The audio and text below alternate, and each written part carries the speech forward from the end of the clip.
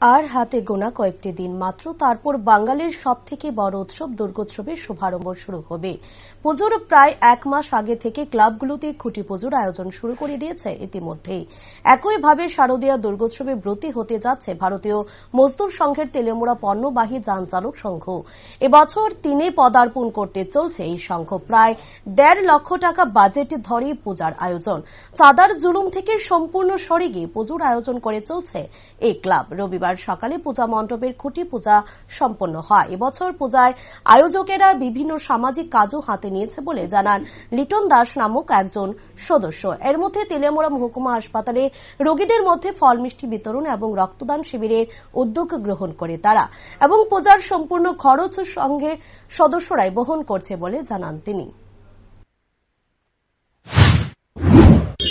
পক্ষ থেকে আমরা সব পণ্যবাহী যান চালক সংঘ, আমাদের সব ড্রাইভার, মালগাড়ির যত ড্রাইভার আছে সব বাইরের নিয়ে পূজা হইতেছে।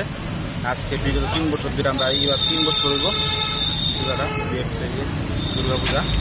আমরা মেন উপলক্ষ হয়েছে গিয়েছে যে আমরা যে ড্রাইভার বাইরের কাছে চান্দার যে জুলুম হয় এটা আটকানোর লেগে আমরা অনেক চেষ্টা করতেছি, পারতেছি না। এর পক্ষ থেকে হইতেছে পূজাটা আমরা ইচ্ছা, তবে আমরা কোনো জুলুম টুলুম নাই, কেউ থেকে চান্দা নেওয়া, আমরা নিজেরা চান্দা দিয়ে নিজেরা পূজা করি। আর এই ষষ্ঠী পূজার দিন আমাদের একটা আশা যে হসপিটালে ফল বিতরণ করুন, আর ব্লাড ডোনেট ক্যাম্পের একটা আশা আছে। কত টাকা বাজেট? বাজেট দিতে 1,50,000 টাকা বাজেট। আপনারা কতজন সদস্য আছেন?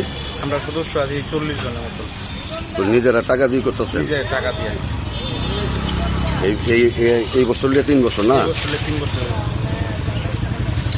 আজকে কি তা করছেন? আজকে আমাদের খুঁটি পুজো হয়েছে। আপনার নাম? আমার নাম লিটন দাস।